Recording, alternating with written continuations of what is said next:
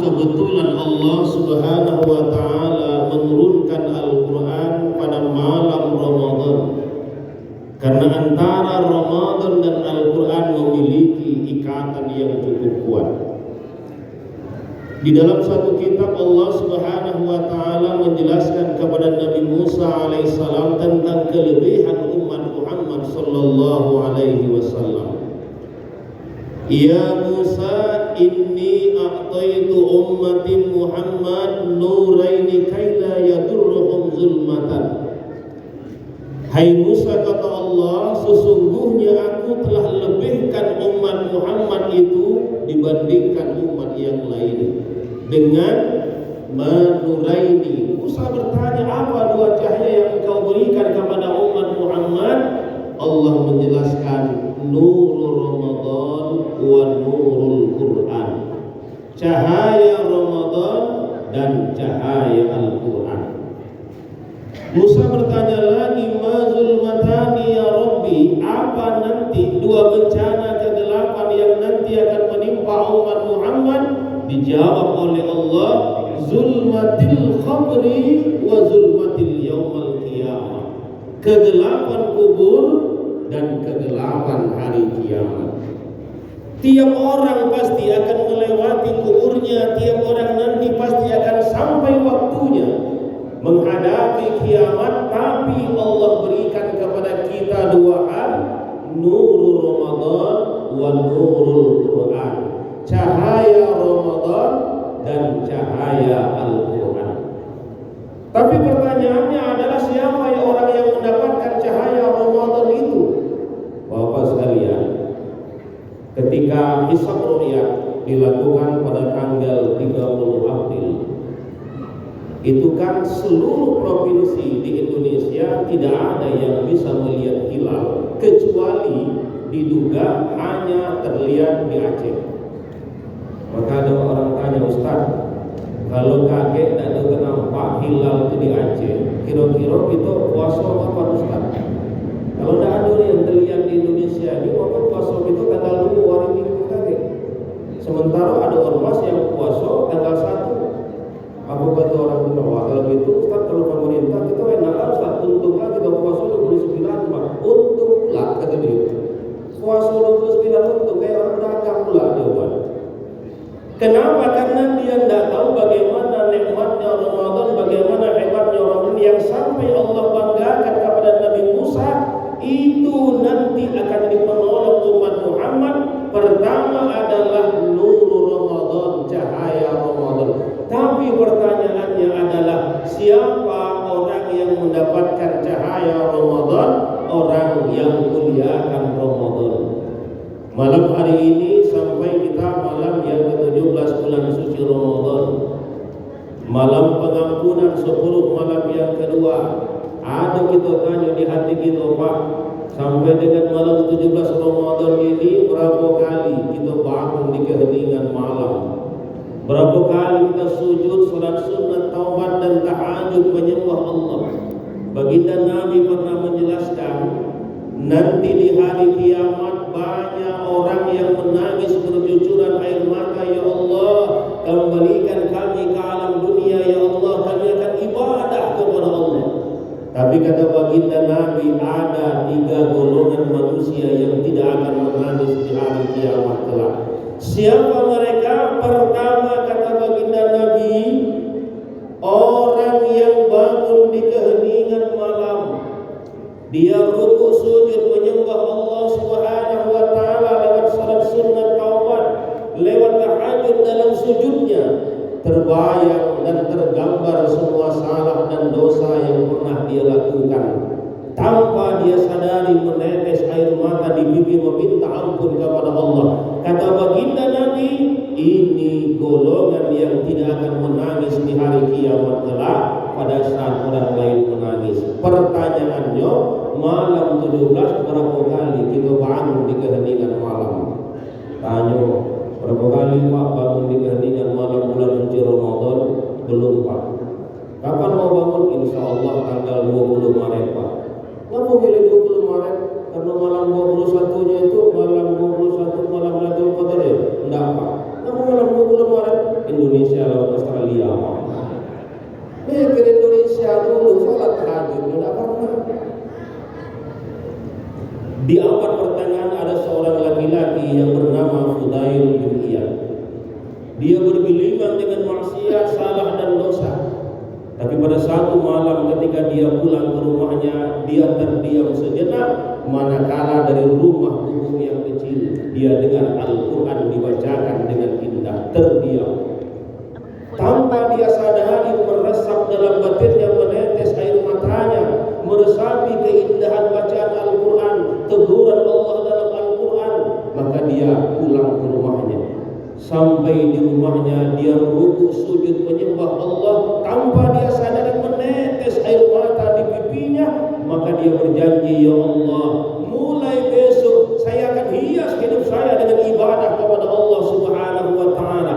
Maka di abad pertengahan dia yang terkenal dengan sebagai seorang laki-laki bintang tasawuf terkemuka, namanya Fudail bin Iyad. Lewat apa? Merasuknya nur Quran dalam batinnya, dan dia hias malam dengan rukuk sujud menyembah Allah. Kita Pak, jangan karena sholat tahajud, sholat tarawih baik. Ini untuk di Masjid Agung ada Pak Guru. Kalau dah itu mulai teriak jamaah, panter, maksudnya kencang dikit Pak, kata dia kan. Sholat tarawih kita kencang masih penting dulu Pak. Ini sudah sholat kapan minta gas pula, gas dikit Pak Imam, kata dia kan. Ketika mau berangkat ke sini Pak, nengok itu banyak rumah makan penuh, orang buka puasa bersama sampai jam 9 malam. Mikir gitu, kapan dia tarawihnya? Buka puasa rame, kadang-kadang yang membuka itu Pak puasa dia tidak nunggu berdua merokok dia. Ngapa di situ? Nunggu buka puasa Pak, ngapa merokok? Nama di kawan, nama di kawan. Bagaimana kita bisa dapat nur Ramadan kalau Ramadan tidak kita perlakukan dengan cara yang mulia? Kadang-kadang ini Pak, kalau kita tengok kan, masuk malam-malam yang ke ujung dikit, kita masuk dalam 17-18 malam yang ke-30, nah itu masjid mulai sepi, mall mulai ramai Pak. Kalau tidak percaya itu, kita ini kebiasaan Pak meramaikan atau masjid gitu itu ramai cuma karena 5 hal. Pertama, Isra Mi'raj. Yang kedua, Maulid Nabi. Yang ketiga, kemarin nisfu Sa'ban. Nisfu Sa'ban itu Pak ditanya, Pak mau nisfu Sa'ban yo? Iya.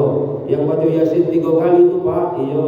Boleh Pak nitip Pak? Nitip apa? Nitip cerek 3 Pak, cerek 3. Sampai di masjid dihitung banyaklah cereknya dari orang itu. Cereknya 203, orangnya 15. Kapan lagi masjid ramai? Idul Fitri. Kalau tidak percaya Pak, nanti lihat Masjid Agung sebesar ini penuh. Salat sunnah Idul Fitri setengah 8, setengah 7 masjid penuh. Kalau sembahyang Jumat itu diumumin bagi yang safnya di belakang maju Pak ke depan. Kapan? Salat fardu Jumat. Kalau sholat Idul Fitri tidak perlu diumumin, kadang-kadang yang ngumumin dia tidak kebagian tempat. Setengah 7 masjid penuh Pak.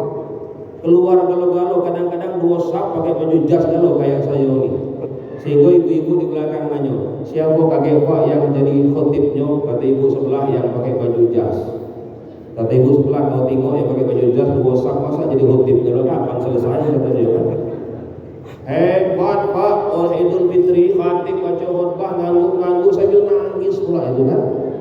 Masuk khutbah kedua mantap. Kadang-kadang belum selesai khatib baca khutbah baru ibadallah innallaha ya'muru bil 'adli, larame tegak jamaah nyerbu khatib, nyium tangan khatib, kadang-kadang khatib tekandas di sudut mimbar.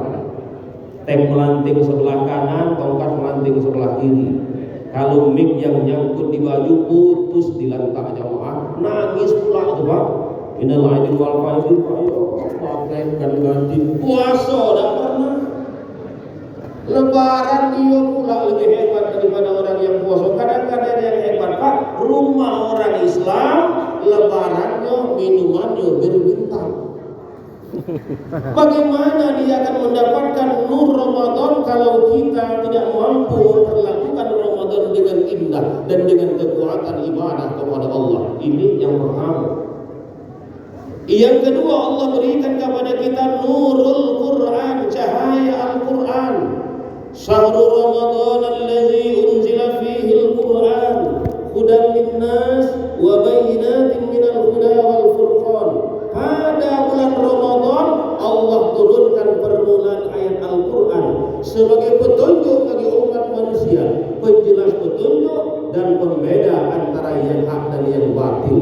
Ketika kita baca Al-Quran, ketika kita renungkan kandungan Al-Quran, maka nilai-nilai Quran itu akan menghiasi kehidupan kita, Pak, Bu.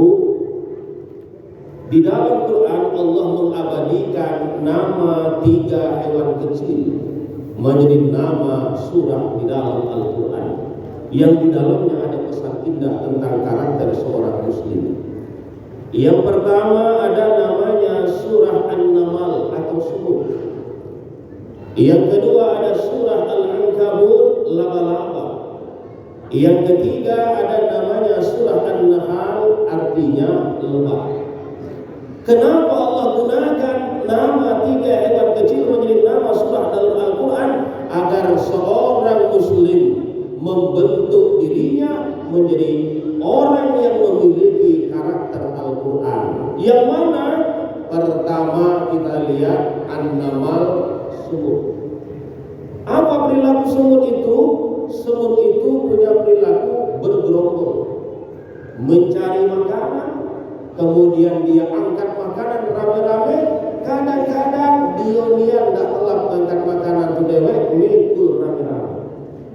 Seakan-akan Allah ingin menjelaskan kepada kita manusia akan ada manusia yang hidup di alam dunia ini sepanjang kehidupannya, sepanjang harinya, sepanjang waktunya hanya mencari harta.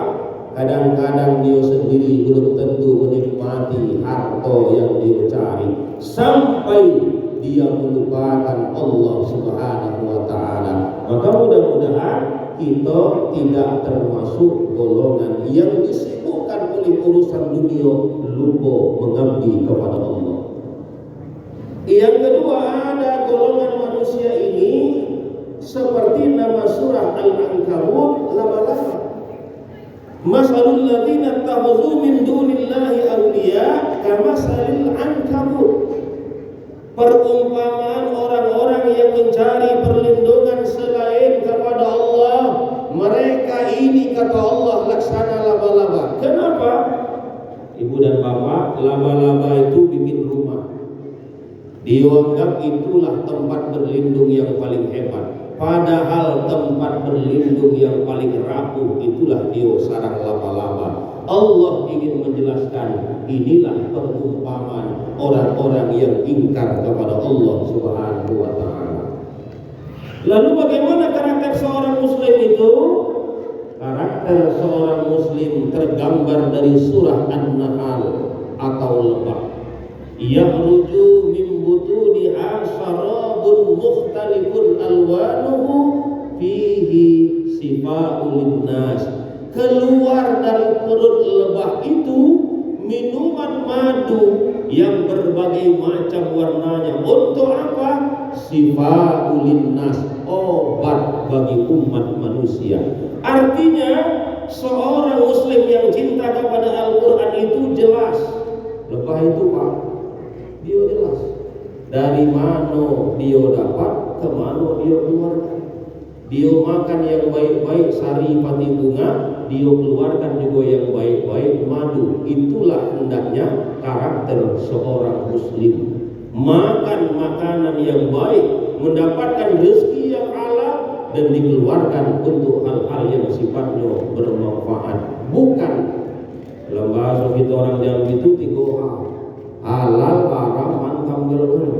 Ini mohon maaf Pak, teringat ini bukan hadis, analogi saja. Pada suatu ketika menjelang Idul Fitri, ada orang pergi ke pasar. Sampai di pasar dia pengen yang makan makanan laut.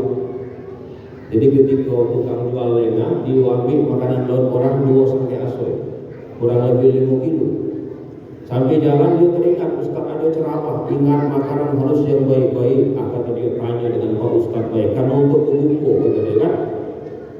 Ustaz, saya ngambil udang orang 5 kilo di pasar itu untuk ngadapi Idul Fitri, kira-kira hukumnya halal atau haram Ustaz? Kata Ustaz, sebentar kita tengok kitab dulu. Manjat lemari Ustaz buka kitab warna hijau. Apa kata Ustaz? Halalan wa haraman. Oh, haram ini nak, tidak boleh kau makan. Apa kata orang ketika mewai, sayang niat Pak Ustaz ya. Sayang apa? Rencana saya Pak, kalau halal nak bagi 2. Separuh untuk Bapak, separuh untuk saya. Kata Ustaznya kaget, kita tengok kitab yang lain pula. Manjat lemari buka kitab, kata tidak, haraman wa halal. Oh, halal nak bisa kau makan. Hukum bisa berubah lantaran dapat bagian.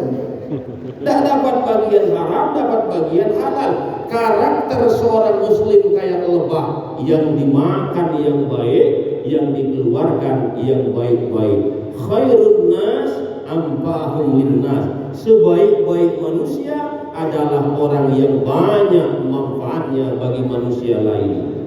Tadi Bapak Gubernur sudah mengingatkan kita, jadikan Ramadan ini bulan sedekah. Memperbanyak sedekah kita seperti lebah yang memperbanyak mengeluarkan madu yang bermanfaat untuk manusia. Bapak Ibu sekalian, satu hari ketika Rasulullah Shallallahu Alaihi Wasallam berada di rumahnya, dia melihat Sayyidina Ali bin Abi Thalib itu baru pulang dari mensiarkan Islam. Ketua pintu, assalamualaikum, pintu terbuka di rumahnya, keluarlah Siti Fatimah, anak Rasulullah, istri Sayyidina Ali bin Abi Thalib.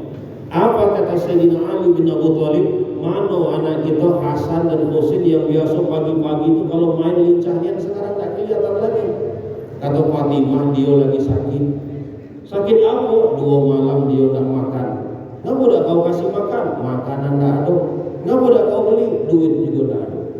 Menungali ya Allah, saya ni orang zalim, diberi amanah oleh Allah anak, tak bisa saya kasih makan. Tapi hebatnya Bu Fatimah hadir sebagai istri solehah. Bang, camano kalau sekarang saya kumpulkan pakaian kita yang bagus, abang jual ke pasar, berapapun lakunya, belikan makanan. Pergi Ali jual, laku pakaiannya itu hanya 6 dirham, dibelikan makanan. Dibawa oleh Sayyidina Ali, ya Allah, mudah-mudahan anak saya makan makanan ini sehat lagi badannya ya Allah. Baru 3 langkah dia meninggalkan pasar, dia mendengar ada 3 anak kecil yang nangis. Dia dekati, ngapa nangis nak? Kami lapar Pak. Mana ayah kau nak ngasih makan? Ayah kami sudah meninggal Pak. Mana mak kau nak ngasih makan? Mak kami juga sudah meninggal Pak. Menungali. Ya Allah, ini makanan untuk anak saya yang baru 2 malam belum makan, atau kasih baik kepada 3 anak yatim piatu yang belum makan ini. Memancar cahaya iman di hati Ali, dia serahkan makanan kepada 3 anak yatim. Kemudian dia pulang ke rumahnya, di tengah perjalanan ada yang panggil, Li sebentar. Ali noleh, ada apa Pak? Bisa kau nolong aku Li? Apa yang bisa saya tolong Pak? Tolonglah kau belikan untuk aku Li. Aku perlu duit. Belikan tak mahal-mahal, 100 dirham saja. Kata wali, saya tidak punya, tapi nanti kalau ada orang yang mau beli, saya jualkan 100 dirham. Pegang di kau Li. Kalau tidak ada, kau beli harum. Ali balik ke rumah, bawa unta sambil mikir, kalau bini aku bertanya, macam mana makanan tidak ada, unta dibawa balik. Lain yang disuruh, lain yang dibuat. Itu nih Pak, jangan salah. Kadang-kadang saya hebat-hebat gitu, takut juga kita balik kalau salah yang suruh gini kan. Fir'aun itu Pak kejam, tukang bunuh orang. Tapi ketika Asyiyah minta memelihara anak yang dia dapat dari tempat pemandian yang telah diberi nama Musa, ambillah ini untuk anak kita, luluh hati Fir'aun. Bayangkan, Fir'aun itu kejam, tukang bunuh, masih takut dengan bini. Apa lagi gitu? Kejam tidak segala tidak. Sayyidina Ali balik, dia bawa onta di tengah perjalanan, orang panggil, Li sebentar, ada apa Pak? Belum pernah aku melihat di kota Madinah ini ada onta seindah yang kau miliki. Tinggi, putih, gagah, gemuk, cantik. Ini lama aku nyari unta kayak gini. Mau kau jual? Ini bukan punya saya Pak, tapi yang punya pengen jual. Berapa harganya? 100 dirham. Apa kata orang tadi? Lama aku pengen onta seperti ini yang indah. Aku beli untuk kau ini seharga 160 dirham. Betul Pak? Betul Pak. Ali balik bawa duit 160 dirham. Orang tadi kemudian balik bawa unta. Baru ketok pintu, assalamualaikum, yang punya unta manggil, li sebentar li, mana unta kak? Aku laku Pak. Berapa lakunya? Bapak pengen jual 100 dirham, unta bapak laku 160 dirham. Berapa li? 160 dirham. Ini maaf Pak, ini jawaban Ali zaman dulu. Kalau tipe jawaban Ali zaman sekarang, berapa lakunya li? Wah Pak, petinju dulu dia suruh lakunya cuma 60 dirham. Banyak lagi dapat duit daripada yang punya unta kan. Tapi Ali bin Abu Thalib ini Pak, ambil 160 dirham. Kata yang punya unta, aku pengen jual 100 dirham, laku di tangan kau 160 dirham, ambil untuk kau 60 dirham. Betul, betul. Ali ketok pintu, assalamualaikum. Fatimah tanya, mana bang makanan untuk anak kita? Saya sedekahkan untuk anak yatim yang sudah 3 malam belum makan. Gembira Fatimah. Ya Allah bang, mudah-mudahan murah rezeki anak yatim itu bang. Ya gembira istrinya, manakala suaminya nolong anak yatim. Pak, tipe gini gitu sekarang Pak. Nak lebaran kita nolong anak yatim, bukan gembira, ngamuk dia. Kau tuh bukan nolong anak yatim, nak tuh nolong maknya tuh. Tapi hebat Fatimah, pantas dia digelar At-Tahirah, perempuan suci Madinah. Tapi yang hebat lagi Pak, ketika di hadapan Fatimah Az-Zahra dibentangkan oleh Ali bin Abi Thalib uang 60 dirham, menangis Fatimah. Dari mana engkau dapat uang 60 dirham ini bang? Halal atau haram bang? Boleh atau tidak bang? Fatimah menghadirkan dirinya sebagai benteng terakhir menjaga anaknya dari sesuatu yang dilarang oleh Allah. Suami balik bawa duit banyak, nangis. Nah Pak, tipe ini kita sekarang nak lebaran kita balik bawa duit 60 juta, ada tak yang nangis Pak? Oh jengir dia, mantap bang, banyak duit, boleh bawa ke Jamtos bang. Jamtos lah pikirannya. Tapi hebat Pak Fatimah, bang tanya kepada baginda Nabi. Berjalanlah Sayyidina Ali dengan Fatimah ke rumah Nabi. Sampai di hadapan baginda Nabi bercucuran air mata. Fatimah bercerita tentang uang 60 dirham.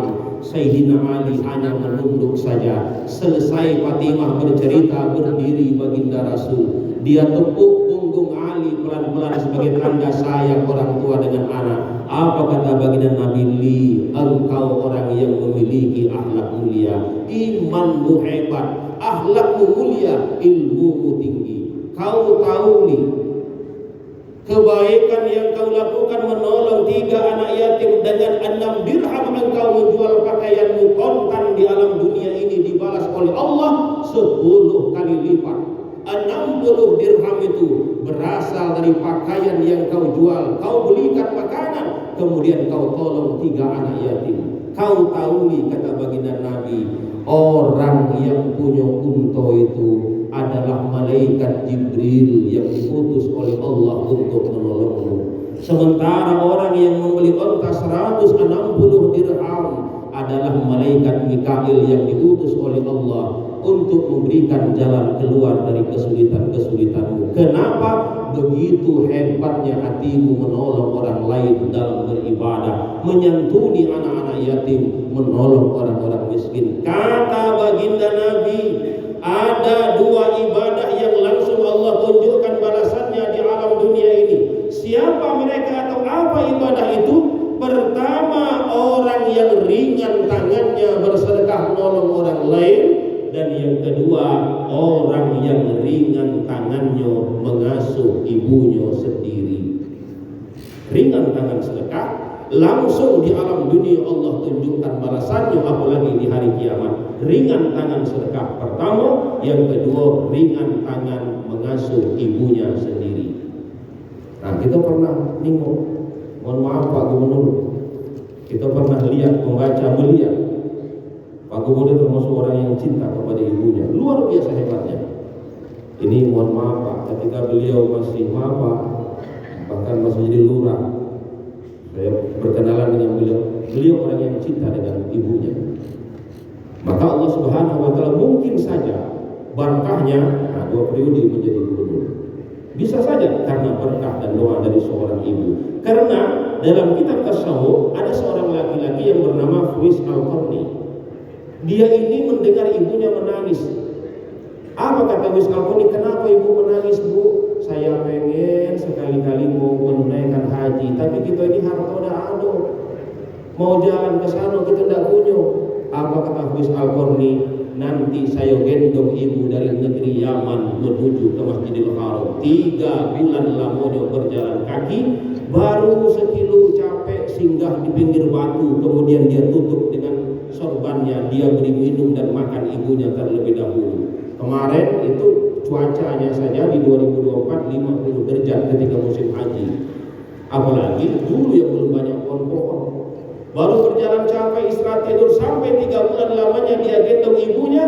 Ketika sampai di hadapan Masjidil Haram, Bu, ini Masjidil Haram, menangis ibunya. Tanya, mana Baitullah? Nah, di dalamnya, Bu. Dibawa oleh Uwais Al-Qarni ibunya dalam gendongannya melihat Ka'bah, kuat menangis ibunya. Alangkah agungnya Baitullah. Nah, apa kata Uwais Al-Qarni? Bu, tidak ada salat sunnah tahiyatul masjid di Masjidil Haram ini, gantinya adalah tawaf. Mari kita tawaf. Dari rukun Hajar Aswad itu melangkah kaki kanan Uwais Al-Qarni, dalam tangannya tergendong ibunya. Ketika langkah kaki kanan berputar 7 kali, apa doa yang dibaca oleh ibunya? Ya Allah, muliakan anakku Uwais Al-Qarni, ya Allah, sebagaimana dia muliakan aku hari ini. Ya Allah, muliakan anakku Uwais Al-Qarni sebagaimana dia muliakan aku hari ini. Bayangkan 7 putaran hanya itu yang dibaca ibunya, sampai di rukun Hajar Aswad lunglai ibunya, meninggal dunia di hadapan Baitullah, tapi dalam gendongan anaknya Uwais Al-Qarni. Pertanyaannya adalah, apa balasan yang diberikan oleh Allah kepada Uwais Al-Qarni? Ketika Uwais Al-Qarni meninggalkan alam dunia ini, orang Yaman ramai-ramai ke rumah Uwais Al-Qarni dengan niat ingin menyelenggarakan jenazahnya. Tapi sampai di rumah Uwais Al-Qarni, orang Yaman kaget. Ini siapa kok manusia ramai pakaian putih? Kami baru mau memandikan, ternyata jenazah Uwais Al-Qarni sudah dimandikan. Kami mau mengafankan, tapi ribuan manusia berdesak-desakan ingin mengafankan. Ketika jenazah Uwais Al-Qarni dibawa ke masjid, ribuan manusia menanti jenazah Uwais Al-Qarni. Ketika jenazah Uwais Al-Qarni mau dibawa ke pemakaman, di pinggir-pinggir jalan sampai ke pemakaman, ribuan manusia menanti jenazah Uwais Al-Qarni. Dimakamkan Uwais Al-Qarni, termenung seorang ulama dari negeri Yaman. Siapa Uwais Al-Qarni ini?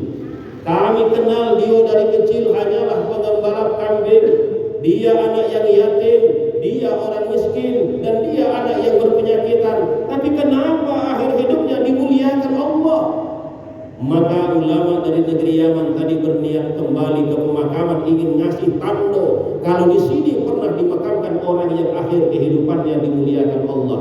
Tapi apa yang terjadi? Sampai dikubur Uwais Al-Qarni, kuburannya pun sudah tidak kelihatan lagi. Maka dalam buku tasawuf disebutkan, inilah manusia yang namanya tidak terkenal di bumi, tapi namanya terkenal di langit. Kenapa? Hebat dia mengasuh ibunya. Maka orang pintar pernah mengatakan, seorang ibu tua, miskin dan lemah sekalipun, dia akan sanggup mengasuh 10 orang anaknya dengan baik. Tapi 10 orang anak yang hebat sekalipun belum tentu sanggup mengasuh seorang ibunya sekalipun. Maka kata baginda Nabi, 2 ibadah yang langsung Allah tunjukkan balasannya di alam dunia: orang yang ringan tangan sedekah dan orang yang ringan tangannya mengasuh ibunya sendiri. Tapi wa ma umiru illa liya'budullah mukhlishina lahuddin. Kamu tidak disuruh ibadah kepada Allah kecuali ikhlas dalam beragama. Sedekah. Tadi kata Pak Guru, Hebat Sayyidina Ali dengan harta yang dia miliki. Kita tidak Pak. Nah sembahyang Jumat berteriak dengan bini kita, Bu, ada tak duit empeng sosok kau belanja tadi? Untuk apa? Celeng masjid, kata dia. Ketika orang ceramah maulid tiba-tiba celengan lewat, bapak-bapak ngeluar dompet, yang keluar 100.000 cepat simpan, 50.000 cepat simpan, dicari dompet duit yang paling kecil, berapa? 1.000 rupiah. 1.000 pun dipele pula, yang warnanya nak usap, nolnya tak nampak, tengah-tengah tempelan salah simpan. Mudah-mudahan masuk surga, kata dia kan. Sayyidina Ali memberikan contoh yang luar biasa hebatnya, tapi mukhlisina lahuddin, ikhlas dalam beragama. Kenapa? Allah tahu apa yang tersembunyi dalam hati manusia ini. Ini mohon maaf Pak, ada satu analogi sederhana, analogi sederhana. Nanti di hari kiamat manusia itu diadili, maka pertama lewat Ustaz tadi lewat, apa kata Ustaz? Langsung pula Ustaz tadi nemu malaikat Ridwan. Malaikat Ridwan, aku nak nanya, kira-kira aku ni masuk surga pintu yang mana? Kata Ustaz tadi. Yakin betul Ustaz masuk surga? Kata malaikat Ridwan, sebentar aku buka. Dibuka siko indah di pintu itu ada nama dia. Maaf Ustaz, nama Ustaz tidak ada termasuk penghuni surga. Aku pula kayak gitu. Cek di neraka. Periksa di neraka, rupanya nama Ustaz itu ada dalam daftar penghuni neraka. Nanya dia, aku pula Ustaz. Malaikat, aku ni rajin ceramah, rajin ibadah, rajin jadi imam. Masa pula aku jadi penghuni neraka? Ustaz tu memang rajin ibadah, tapi hatinya tidak ikhlas dalam beribadah. Allah tahu dan Allah catat. Maaf Ustaz, tempat Ustaz di neraka. Silakan duduk Ustaz. Penuh dia orang itu. Tiba-tiba lewat orang kaya. Orang kaya tadi, apa Ustaz?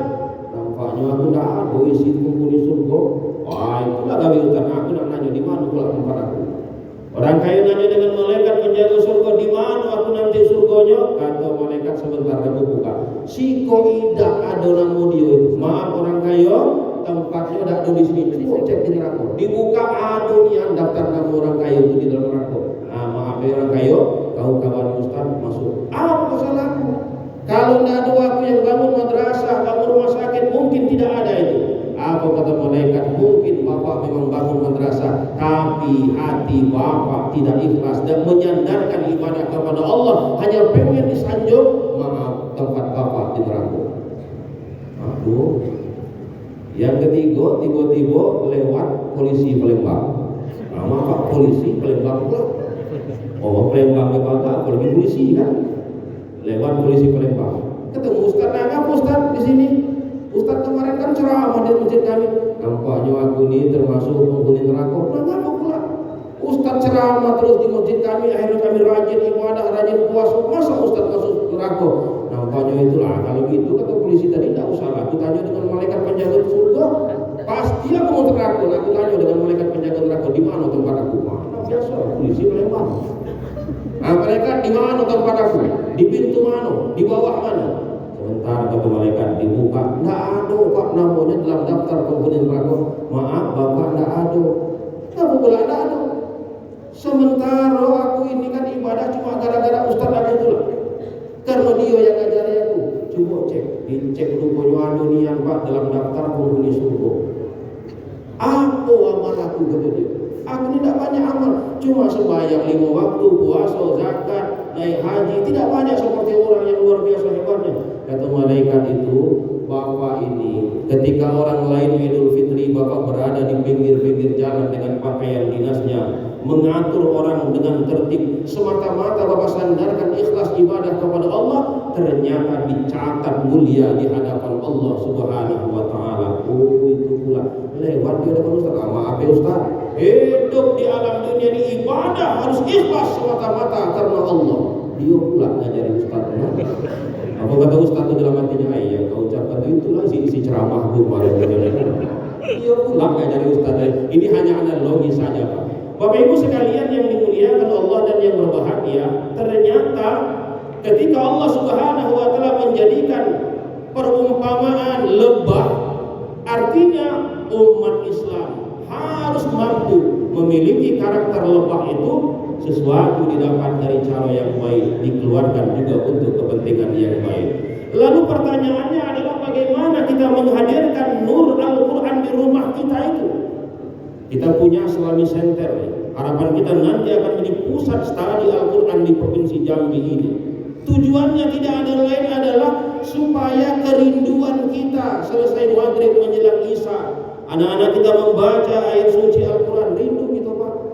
Kalau dulu kami kan sembahyang maghrib jamaah langsung ngaji di masjid, habis sembahyang isya baru balik berlari pakai obor. Rindu kita melihat hal itu hari ini, karena banyak rumah-rumah kita, banyak langgar masjid dan musola kita tidak terdengar lagi Al-Quran dibacakan. Bagaimana kita mau dapat nurul Quran? Bapak Ibu sekalian, kita doa kepada Allah pasti. Rabbi habli minas solihin, ya Allah berikan kepadaku anak soleh, ya Allah. Anak soleh yang bagaimana? Yang hadir di hatinya nur Al-Quran.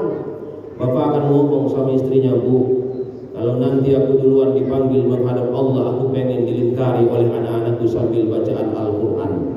Ketika dia meninggalkan alam dunia menangis istrinya, nak, ayah kau pernah pesan, bila mana dia meninggalkan alam dunia ini dia pengen dilingkari oleh anaknya sambil baca Al-Quran. 5 anak laki-lakinya melingkari ayahnya baca Al-Quran 3 malam hatam 30 juz. Kenapa? Nur Al-Quran mengalir di hati anaknya.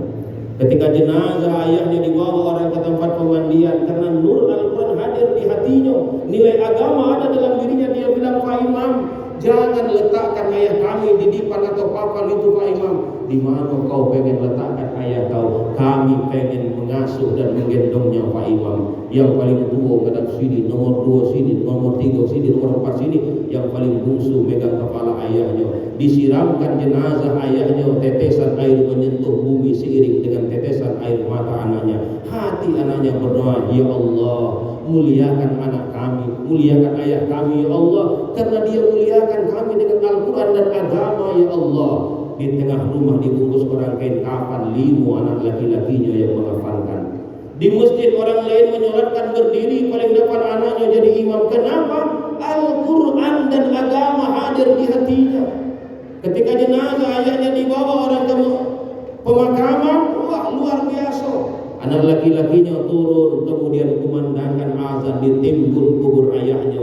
5 anak laki-lakinya membacakan Quran, sementara yang ngantar kembali ke rumah masing-masing. Kenapa? Nur Al-Quran hadir di hati anak-anak kita. Nawwiru buyutakum bis-shalah wa qiraatil Quran. Terangi rumah kamu dengan sholat dan dengan bacaan Al-Quran.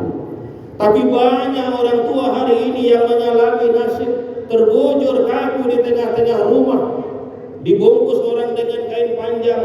Orang lain membacakan Yasin, tahlil dan doanya, anaknya tegak di luar rumah, gawenya merokok baik, berkopianian tidak, pakai baju kaos yang gambar lidah 7 lur, cerah lepis koyak 9. Menangis mamanya, jam ayah kau pengen yang ketika dia meninggal dunia dibacakan Yasin, tahlil, doa dengan Al-Quran dengan kawanannya. Bacakan Yasin, jam kami tidak hafal, mah.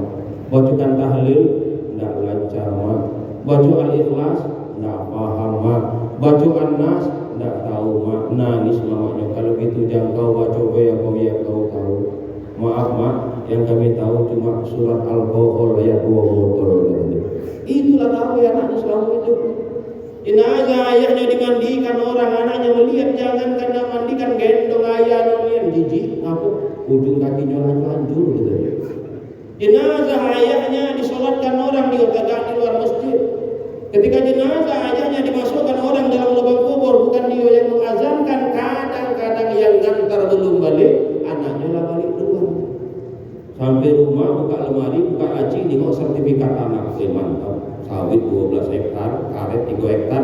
3 hari kemudian 2 beradik bertarung di pengadilan gara-gara berebut harta warisan ayahnya. Kenapa? Kita hanya tinggalkan kepada mereka harta, tidak nur Al-Quran. Kalau tidak percaya, Pak, kaget menjelang Idul Fitri, coba kita kan ada tradisi ziarah. Itu lagi kita ziarah itu kita ketemu ada budak-budak yang puluh kilir. Jangan kamu dekat dia, aku tengok kau puluh kilir. kami nyari kuburan ayah kami entah hilang pula kata dia guru gitu. Kubur ayahnya dia udah tahu lagi, harta ayahnya dia tukang habisi. Kenapa? Karena tidak diwariskan kepada mereka agama dan nilai-nilai Quran. Nuzulul Quran, momentum menghadirkan nur Al-Quran di batin kita, momentum menghadirkan nur Al-Quran di rumah kita, momentum menghadirkan cahaya Al-Quran dan nur Al-Quran di negeri kita ini. Semoga Allah Subhanahu wa taala hadirkan berkahnya buat kita semua. Amin ya rabbal alamin. Wallahul muwaffiq ila aqwamit thoriq. Wassalamualaikum warahmatullahi wabarakatuh. A'udzu billahi minasy syaithanir rajim. Bismillahirrahmanirrahim. Alhamdulillahi rabbil alamin. Hamdan syakirin, hamdan yuwafi ni'amahu wa yukafi mazidah. Amin. Ya Rabbana lakal hamdu kama yanbaghi li jalali wajhikal karim wa 'azimi sultanik. Allahumma salli ala sayyidina Muhammad wa ala ali sayyidina Muhammad. Allahumma nawwir qulubana bi qira'atil Qur'an wa ahsin a'malana bi tilawatil Qur'an wa adkhilna al-jannata bi syafa'atil Qur'an. Rabbi habli minas salihin. Allahumma ya fariqal furqan wa munzilal Qur'an bil hikmati wal bayan. Barikillahumma lana fi syahri Ramadan. Barikillahumma lana fi syahri Ramadan. Barikillahumma lana fi syahri Ramadan.